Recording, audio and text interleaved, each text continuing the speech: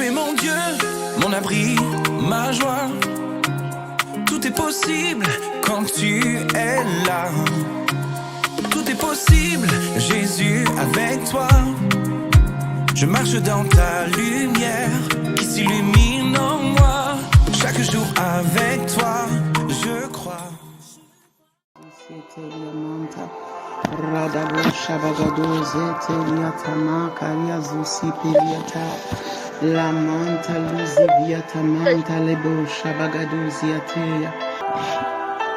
Et pour finir, au fait, j'avais la pensée de Samson. J'avais la pensée de Samson. Samson, on sait qu'il a été établi juge sur Israël. Samson, avant même qu'il ne naisse, il y a eu une alliance qui a été faite. L'ange est venu et l'ange a parlé à Manoach. L'ange a parlé aux parents de Samson. Et l'ange a donné même des conditions en disant, voilà, lui, il est consacré depuis le ventre. Il ne doit pas boire de liqueur forte. Ça sera un nazaréen. Il ne va pas se couper les cheveux toute sa vie. Et il va pas toucher de choses mortes, au fait. Alléluia. C'était l'alliance. De la même manière dont il y a eu une alliance pour nous, Jésus. Alléluia. Il a déjà ouvert le chemin. Il nous a déjà consacrés. Il dit depuis le ventre de notre mère. Alléluia. Et donc il y a cette alliance qui a été faite. Et donc quand Samson est arrivé, il avait déjà un canevas. Il est venu avec l'onction. Il est venu avec, en connaissant déjà sa mission, il est venu en tant que juge. Nous venons. La Bible dit que nous sommes le sel de la terre. Nous sommes la lumière du monde. Il nous a établis comme étant des prêtres, comme étant des sacrificateurs, comme étant des médiateurs. Le médiateur parfait, c'est Jésus. Mais il nous utilise aussi comme étant dans cette fonction-là, pour réconcilier les hommes avec Dieu. Et nous avons, il y a des choses que nous ne devons pas faire. À cause de l'alliance que nous avons avec le Seigneur. Nous ne pouvons pas aller pécher volontairement. Nous ne pouvons pas aller nous souiller volontairement. Nous devons nous préserver du mal. Nous devons préserver nos bouches. Nous n'allons pas prendre de l'alcool, du vin, n'importe comment. Nous devons avoir le discernement. Notre discernement ne doit pas être altéré. Et nous faisons alliance avec le Seigneur. Notre sanctification, notre marche, nous faisons alliance. Nous nourrissons cet autel. Samson, c'était ses cheveux. Le vœu de Nazaréa. Alléluia. Cette vie de consécration. Tous les jours de nos vies. La consécration. Je sais que ce que les autres font dans le monde, moi je ne peux pas les suivre. Ce que les autres font, moi je n'ai pas le droit. Si il y en a qui se permettent, moi je ne peux pas me permettre. Parce que j'ai fait alliance avec mon Dieu. Et Samson ne devait pas avoir de contact avec les morts. Depuis le ventre de sa mère, cela avait déjà été dit. Comme nous, en tant qu'enfants de Dieu, il y a des choses auxquelles on ne doit pas nous trouver. Il y a des choses que nous ne devons pas faire, au fait. C'est l'alliance. Et nous avons une mission qui est bien claire. Nous avons été appelés. Et notre mission, de la même manière dont Samson était juge, il devait délivrer Israël. Nous, notre mission, c'est d'annoncer le royaume. C'est d'annoncer le royaume. Faites de toutes les nations mes disciples. Alléluia. Et Dieu nous donne les outils qu'il faut. Nous devons annoncer Christ. Chacun dans son couloir, de la manière dont le Seigneur lui donnera. Si c'est au travers du chant, c'est au travers du chant. Si c'est au travers de ton témoignage. Si c'est, je ne sais pas, quel que soit là où tu es, la manière dont Dieu te donne. Si tu as la capacité au niveau informatique, tu veux mettre des vidéos en place, tu mets des vidéos en place. Si c'est de telle manière ou telle autre manière, quelle que soit la stratégie que Dieu te donne, tu travailles dans ton couloir. Alléluia. Tu travailles dans ton couloir. Et c'est ça. Et Samson, il avait une force surnaturelle. Samson, il avait une capacité. Le Saint-Esprit. Lorsque le Saint-Esprit le saisissait, cet homme était capable de déchirer la gueule du lion à main nue. Il était capable de tuer 30 hommes. Comme ça, tout seul, à lui tout seul. Et on a vu qu'il l'a fait à Ascalon. Il était capable, au fait, de briser des cordes. Des cordes. Déjà, une seule corde, il faut réussir. Hein. Mais des cordes, il les brisait comme si c'était des fils brûlés. Comme si ça n'avait même pas de résistance. Quand le Saint-Esprit était sur lui, il pouvait prendre une mâchoire d'âne, la mâchoire d'un âne, tout simplement, et il pouvait tuer 1000 Philistins. Il pouvait venir arracher les portes d'une ville. Vous avez vu l'histoire de Jéricho là? Quelqu'un pouvait rentrer, quelqu'un pouvait sortir? Personne. À l'époque, quand on disait les portes d'une ville, c'était des portes grandes, hautes. Personne ne pouvait, pour ouvrir, même une seule personne ne pouvait pas ouvrir la porte. Samson, lorsque le Saint-Esprit le saisissait, il avait la capacité de prendre cette porte et de partir avec. De laisser la ville comme ça. Alléluia. Donc ça veut dire quoi? Ça veut dire que quand le Saint-Esprit, parce que le Saint-Esprit est en toi, lui le Saint-Esprit le saisissait de temps en temps. Alléluia. Le Saint-Esprit le saisissait. Au moment où il avait besoin, il avait cette force qui était présente. En tout temps qu'il avait besoin, cette force était présente. Or nous avons le Saint-Esprit qui est venu tabernacler en nous. Nous sommes l'habitation du Dieu vivant. Le Saint-Esprit, l'Esprit de Dieu est en nous, repose sur nous et nous revêt. C'est cette dimension-là que nous devons avoir en tout temps. Et nous devons en être conscients. Et quand c'est comme ça, tu es capable de déchirer la gueule de lion. Aucun démon ne peut tenir devant toi. Aucune entité du monde des ténèbres ne peut tenir devant toi. Aucun. Rien.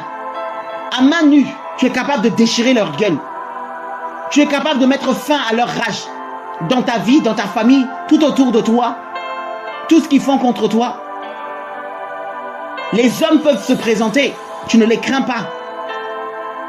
Les entités, ceux qui sont animés d'un esprit bizarre là, qui travaillent pour ta perte, tu ne les crains pas. Quand le Saint-Esprit est en toi et avec toi, tu ne les crains pas. Et tu peux déplacer les portes. On a mis des limitations, tu déplaces les limitations, personne ne peut te contenir. Personne ne peut te garder en prison. C'est ce que le Saint-Esprit fait de toi. Alléluia. Et on voyait Samson qui avait cette capacité. Mais malgré toute cette puissance, malgré toute cette faculté, oh, on a vu que Samson avait un problème de caractère. C'est pour ça que j'ai commencé par parler du caractère. Tu peux avoir l'onction, tu peux avoir les dons, tu peux avoir les talents, tu peux brasser les foules, tu peux faire descendre le feu du ciel. Si tu as un problème de caractère, tu es en danger. Je t'assure, tu es en danger. Donc j'ai compris que tu peux avoir le Saint-Esprit. Et si tu ne veilles pas, c'est compliqué. J'ai compris quand j'ai examiné la vie de Salomon que tu peux avoir la sagesse. Parce qu'il est dit qu'aucun homme n'a été sage comme Salomon. Aucun homme. Tu peux avoir cette sagesse derrière laquelle on soupire, on prie, on crie au Seigneur. Tu as tellement la sagesse, Dieu même t'a donné la richesse, tout. Mais finir mal. Pourquoi? Parce que il te donne l'outil, mais il te donne la capacité de le suivre et de l'écouter. Le libre arbitre là, c'est ça là qui est dangereux pour nous. Alors il faut que nos caractères, il faut que tout ce que nous sommes là soit soumis au Saint-Esprit. Le Saint-Esprit est là, mais le Saint-Esprit ne t'oblige pas au fait. Le Saint-Esprit est là, mais il ne t'oblige pas, il collabore avec toi. Donc si tu décides de prendre les devants, c'est chaud. Alléluia. Et quand on regarde Samson, il a déjà commencé à s'allier à des mauvaises personnes. Lui, son problème, surtout par rapport aux femmes, c'était compliqué. Il va aller épouser une femme. Il va aller épouser la femme de Timna. Il va aller épouser une prostituée à Gaza. Il va encore aller se lier à Dalila là-bas. Les femmes. Pourtant, il était consacré à l'Éternel. Et normalement, le peuple d'Israël ne devait même pas aller épouser des femmes étrangères. Il ne devait même pas aller s'allier aux femmes étrangères. Mais parce que tu es juge, des fois, il y a des choses que Dieu peut permettre. Parce que tu as un mandat. Tu as des choses que Dieu peut permettre. Mais il faut faire attention. Ça peut te perdre. Ça peut te perdre si tu ne veilles pas. Samson, il s'est laissé aller. Tout comme Salomon, il est parti épouser des femmes, avoir des concubines. Il en a eu tellement qu'elles ont tourné de son cœur, elles ont détourné son cœur. Tu es le roi, tu es établi sur le peuple. Tu es établi sur la nation. Il y a des choses que tu fais, Dieu ne va pas forcément te frapper. Parce que tu es dans une alliance particulière avec lui. Mais ça ne veut pas dire que tout ce que tu fais est bon. Alors il faut que toi-même tu saches où t'arrêter. Il faut que toi-même tu saches que même si on ne vient pas te dire, même si Dieu va aller frapper Aaron et puis Myriam parce qu'ils ont murmuré, Dieu peut. Mais toi, tu dois faire attention comment tu te comportes. Tu dois faire attention, tout n'est pas permis. On peut dire tout est permis, mais tout n'est pas utile. Alléluia. Allez épouser une femme, puis une autre femme, puis une autre femme. Et à force d'écouter Delilah, à force d'écouter Dalila, à force d'entendre, la Bible dit à un moment, son âme même s'est impatientée à la mort. Lui qui devait produire la vie, lui qui était le libérateur, lui entre les mains de qui il y avait tout un peuple. Et il était souvent impulsif. Il agissait sous la colère. Il faisait les choses sous la colère. Il faisait les choses sous la colère. À aucun moment, tu vas voir que Samson s'est levé et il a agi au nom de l'Éternel. J'ai pas vu dans la Bible que Samson s'est levé et qu'il a fait une action au nom de l'Éternel. C'était la plupart du temps, c'était pour lui. Oh, parce qu'il y avait un problème, on a donné sa femme à telle personne, il va se lever. Oh, parce qu'il est parti là, il y a eu tel truc par rapport aux femmes, il va se lever. Il travaillait pour lui-même. Le Seigneur peut nous mettre des dons, hein, mais il faut que ça soit à son service, je vous assure. Ça doit être à son... Le Seigneur a dit, ne vous réjouissez pas de ce qu'on dit que les démons vous sont soumis. Ne vous réjouissez pas de ce qu'on peut dire que vous avez guéri des malades. Ne vous réjouissez pas de ces choses. Réjouissez-vous plutôt de ce que votre nom est inscrit dans les ciels. Parce que le don là, c'est Dieu qui donne. C'est pas parce qu'il t'utilise que tu es plus que quelqu'un d'autre. C'est sa grâce, c'est lui qui fait. Et Samson, on voit que même à un moment, il est parti même, il a pris du miel qui était dans la carcasse d'un lion. Et il a mangé. Il a mangé. Lui, je crois qu'on avait dit qu'il ne devait pas être en contact avec les morts. Hein. Donc je ne sais pas si les animaux morts là, c'était dans sa juridiction. En tout cas, il a pris. Vous voyez? Après, le Seigneur, voilà, il l'a fait. Mais moi, ça m'a marqué. Vous voyez? Donc le caractère. Que le Seigneur nous donne ce caractère qu'il faut. Que nous ayons l'objectif du royaume. L'objectif du royaume. Et finalement, à force d'être léger, à force de se permettre des choses, à force de ne pas être aussi rigoureux, petit à petit, le mal peut commencer à nous gagner. Voyez? Et les choses qui sont censées être des choses sur lesquelles on doit veiller de toute notre force, ben finalement, tu ne veilles pas. Et l'alliance même que tu as avec ton Dieu, tu peux le négliger.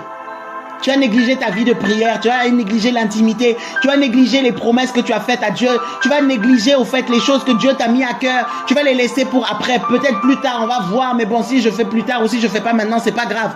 Tu vas commencer à être léger. Et Samson, il n'a pas veillé. Il a donné même, il est parti même livrer cette alliance, ce secret qu'il avait par rapport à ses cheveux. Et voilà, les démons ont su comment l'atteindre. L'ennemi a su comment le lier. L'ennemi a su comment la voir. Si tu te livres, si tu dis tout, si tu ne veilles pas, même si tu as l'autorité, même si tu as l'onction comme pas possible, même si tu as le Saint-Esprit, parce que tu t'aventures dans des zones où le Saint-Esprit ne t'a pas dit d'aller, tu vas te retrouver à avoir des combats qui n'étaient pas prévus. Et après, tu peux dire que Dieu t'a abandonné. Il t'a pas abandonné. Vous voyez? Moi, j'ai entendu certains enseignements où on dit que Jean-Baptiste, au fait, c'est quand il a commencé à aller parler à Hérode là-bas, commencé à parler à Hérode, il n'était pas permis, il est sorti de son couloir, il était là dans le désert, en train d'annoncer la repentance, en train de dire aux gens de venir se faire baptiser, en train de... Mais il a quitté le désert pour aller se retrouver dans les palais là-bas, aller dire à Hérode, oui, il n'était pas permis d'épouser Hérodias. Et ben, la femme a dit, non, toi là, il faut que je coupe ta tête. Il faut que je coupe ta tête. Et regardez Élie. Quand Jézabel a voulu couper sa tête, Élie est resté dans son couloir. Élie a fui. Mais à aucun moment, la tête de Élie n'a été coupée. Jean-Baptiste qui vient avec l'esprit d'Élie. Lui, quand il a un petit peu dévié là au niveau de ce qu'il devait dire. Jézabel, l'esprit de Jézabel qui était dans cette femme-là, a dit, ta tête là, je vais la couper. Et cette fois-ci, sa tête a été tombée. Hein. Restons dans notre couloir. Tant que Samson n'avait pas décidé d'aller avec Dalila et de vendre ce qu'il avait de plus cher, d'aller vendre son secret là, il était inatteignable.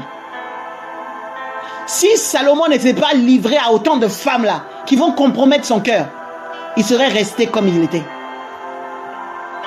Voyez, il y a des fois où même si on a l'esprit, même si on a la sagesse, même si on a la force, même si on a la puissance, même si on a l'autorité comme pas possible, si nous-mêmes on sort de nos juridictions, si nous-mêmes on sort du couloir dans lequel Dieu nous appelle, on va aller ramasser des combats et après on va dire Seigneur, tu étais où? Vous voyez?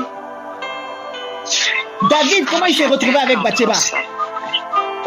Comment est-ce que David s'est retrouvé avec Bathsheba? David, il était là, il devait aller à la guerre. Quand le peuple va à la guerre, le roi, il est censé aller à la guerre avec eux. Mais voici qu'il est dans son balcon, il est là en train de tourner. Il est sorti de ce... Donc voici quand tu vois une femme en train de se laver, tu commences à le convoiter, ça ne te suffit pas, finalement tu fais stratégie pour aller achever son mari en même temps. Il est sorti de... Il devait aller à la guerre. Il serait allé à la guerre, c'est lui-même qui aurait eu Uri comme partenaire, comme allié, pour sauver le peuple, pour aller batailler pour l'armée d'Israël. Mais non, il se retrouve maintenant à tuer ses soldats, à achever ses soldats.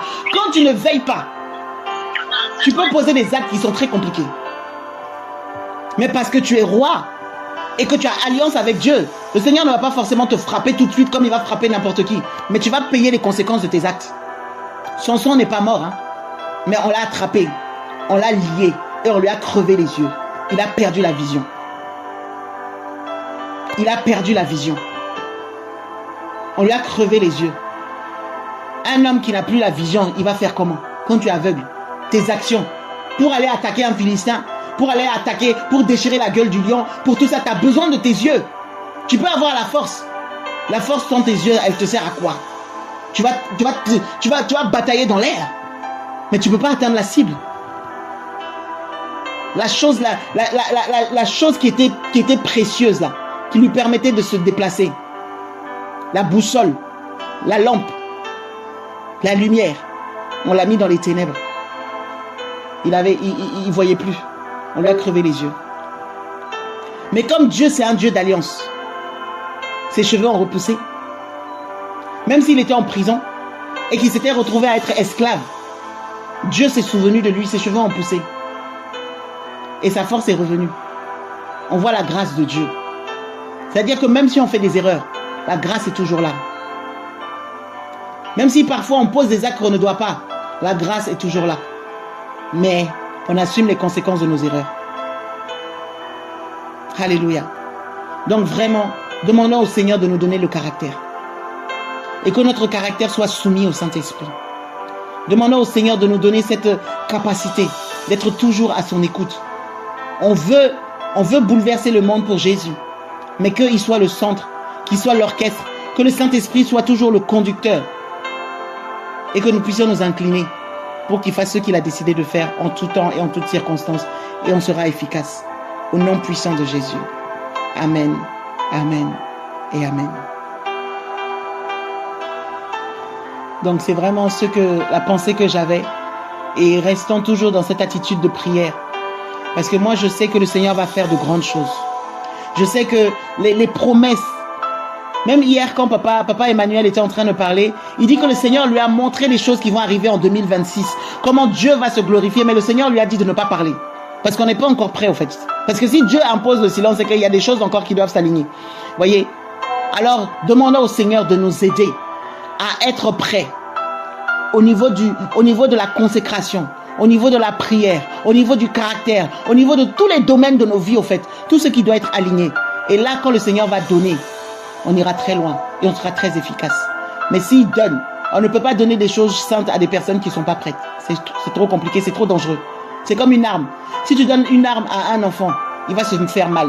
Mais si tu donnes à quelqu'un qui sait l'utiliser, il sera très efficace. Alléluia. En tout cas, soyez bénis. Et à très très bientôt par la grâce de Dieu. Amen, amen, amen et amen.